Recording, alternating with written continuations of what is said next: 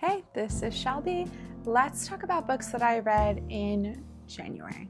Okay, so yeah, January was a bit of a rough month, which is, like the understatement of the year if you're on social media or paying attention to the world news at all. The news has been a little bit rough. It's been hard to swallow. And as a result of that, I really didn't have a lot of bandwidth to be doing like epic fantasy reads for January. So I mostly read manga and graphic novels. I read 7 books total, so let's just dive right in and talk about them. The first books that I started off 2026 reading, it's a series, it's a new to me series, and I think still a pretty new published manga series because when I picked up the first 2 books, within a week, the third volume already came out. I think it originally started as like short comics on Twitter, now has been published. So that is The Guy She Was Interested In Wasn't a Guy at All by Sumiko Arai. First of all, I want to talk about the art. The covers on these are so beautiful. I kind of binge read all 3 of them right away. And I love that in the first volume, it does start off in color a little bit, but mostly the art throughout these is this like really beautiful black and white with this like acid green effect. And it fits the story really well because you're following 2 young girls who both have a very like eclectic taste in music. Like in their friend groups, they're really the only ones that like kind of like classic rock, like classic dad rock, like Nirvana and stuff. And so you follow the young girl, I think the more feminine one is named Aya, and she goes to this record store kind of by her and develops a crush on the guy working at the record store because again, they have the same taste in music, and like music is just such like a strong focal point in her life that she like really feels this connection with them. But surprise, the guy at the music shop is not a guy. Their name is in fact Mitsuki, and they're actually one of Aya's classmates and sit right next to her and are a girl and are like barely noticed when they're at school. And they kind of have to sit there and listen to Aya talk to her friends about this crush on the guy at the record store they have. And it's very sweet. It's wholesome. It's a beautiful little sapphic kind of like first love story. It does feel a little bit like a comedy of errors at times, like the misunderstandings that happen are very cute. And I also like that throughout the manga you get kind of POVs from some of the other characters. So Mitsuki, I think it's her uncle or her brother or someone, I think it's her uncle, runs the record shop, and you kind of get a little bit of his story, and then his ex-girlfriend comes into the picture and you start to see more of her. And you learn more about some of Aya's friends and kind of go on like a character development journey with them. And yeah, it's just been a blast. I don't know how many volumes of this there's going to be, but I have thoroughly enjoyed this and definitely recommend. Next is another manga. I've only read volume 1 so far, but I have the first 3 or 4, I think. And that is Frieren, Beyond Journey's End. I hope I'm saying that right. I'm not entirely sure. This is by Kanehito Yamada. Yeah, I have been seeing the anime for this pop up on a lot of like cozy fantasy list. If you like Studio Ghibli animation, if you just want something kind of relaxing to watch, this is recommended. And so I have it on my like media to engage with this year. But I was at work, I saw the first volume, and I was like, I'll just read it first. Let me just try it and see what it's about. And I honestly had no idea going into this what the storyline was. You're following an elven mage named Frieren, and she's with this group of adventurers. She's been with them on a quest for like 10 years trying to fight, I think, like a demon king. The story picks up with them ending their quest. And they like get paid out the rewards, and they're like, all right, well, I guess we're gonna like all separate and go live our own lives now, which is not usually the story that gets told, right? Like it's usually the quest story. And so you're mainly following Frieren and kind of how her perception of time is so different from those around her. She's an elf, so she has like basically like a mortal life. And so, 10 years is nothing to her. It's like a blink of an eye. And you start to see kind of how that affects her relationships and how it affects her as time goes on and she meets back up with old friends or old like colleagues, and They're so much older. They can't do what they used to do. You know, the things that they liked have changed. They have families now, whatever it is. Like, it's just, it's actually a very reflective, beautiful story. Fiorin is also kind of obsessed with finding like weird magical items. Like, they're not necessarily very powerful. They just do really odd things. And she ends up taking on an apprentice that has been training under one of her old quest mates. And again, it's just this beautiful story of relationships and time, and, you know, fantasy is sprinkled in with some of the quests they have to do and like entities that they have to deal with. You know, and like obviously the fact that she's an elf. But yeah, I'm really enjoying this. I'm halfway through volume 2 and I really, really like it.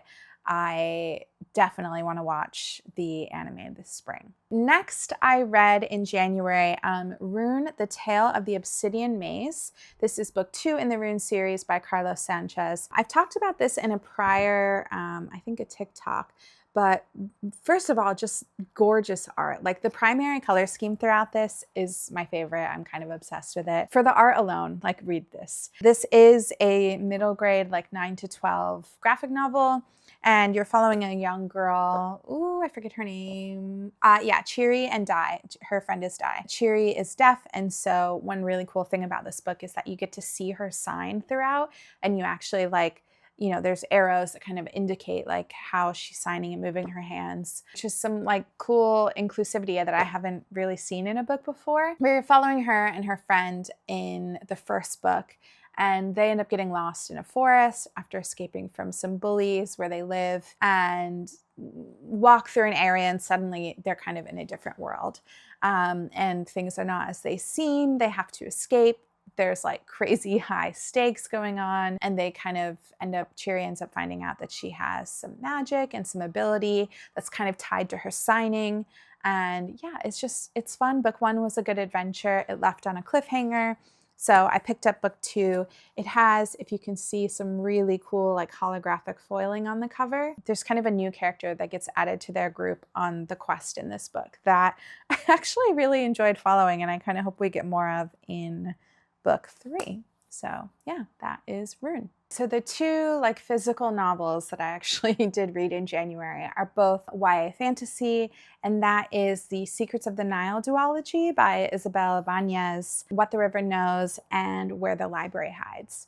So these have been on my list for a long time. I love like ancient Egypt, mythology, archaeology, anything kind of reminiscent of like the Mummy or Indiana Jones. Like, I'm in, count me in. You're following a young girl in book 1 named Inez, and her family, her parents are archaeologists, and so they spend half of the year in Egypt on dig sites and then half the year back in Argentina with her. And Inez's dream is just to go and get to be in Egypt and be on the dig sites and like discover history with her family. But her parents insist that it's too dangerous, she's too young, and so she never really gets the opportunity to go. Until one day there's a tragedy, and the book kind of opens there. And so Inez finds herself traveling on her own to Egypt to meet up with her uncle, who kind of ran the dig sites there, and kind of discovers that she's not really wanted. And she's given a chaperone named Wit, who is a rogue. He's charming. He's got like a reputation as a bit of a rake. He's just kind of a joy to read and follow.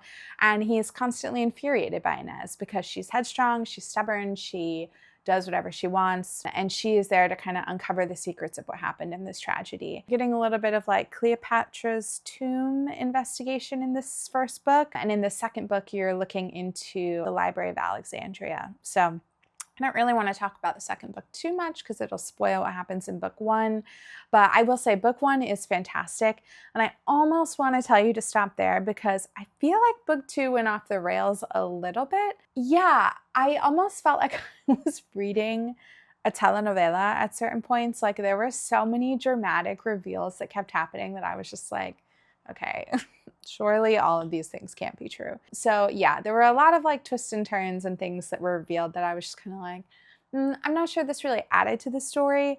But at a certain point, you just kind of have to like let go and have fun and just go on the journey your character's on. And so I think if you can just kind of go into it with that mindset, you'll still really enjoy the duology as a whole.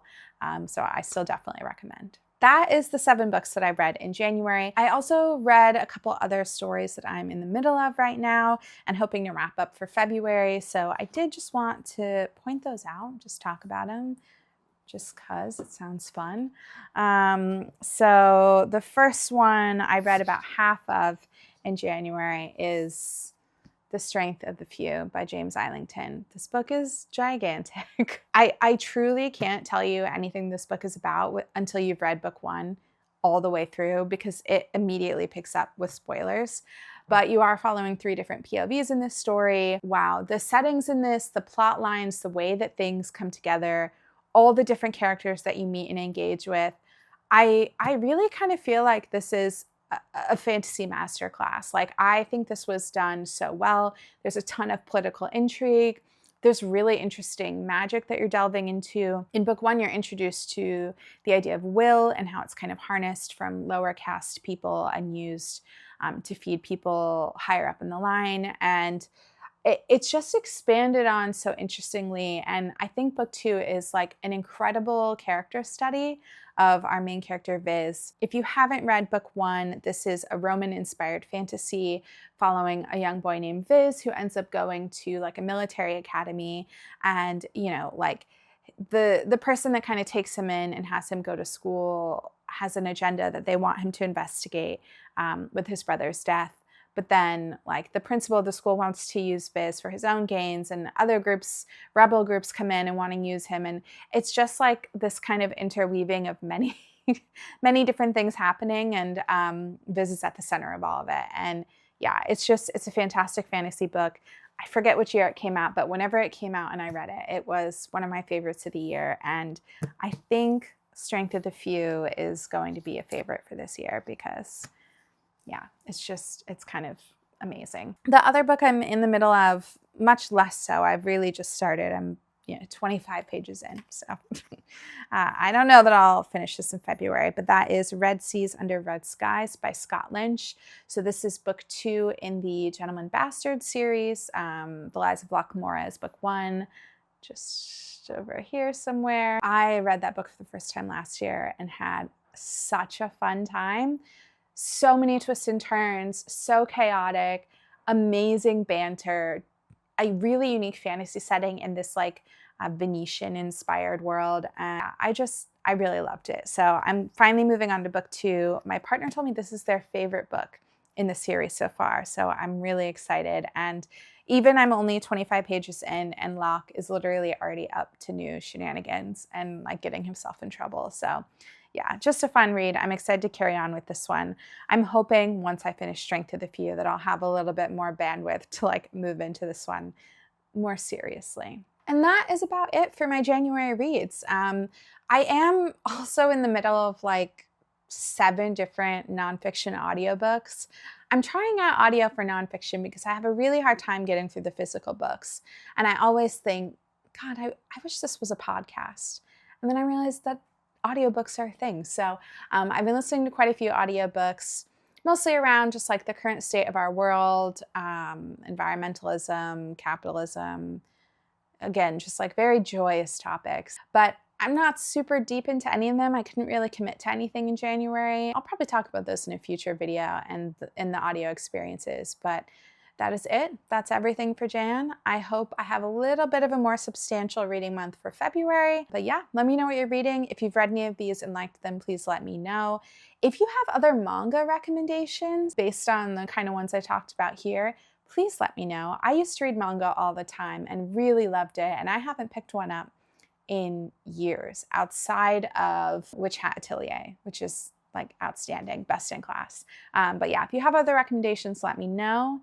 And enjoy the rest of your day. All right, bye.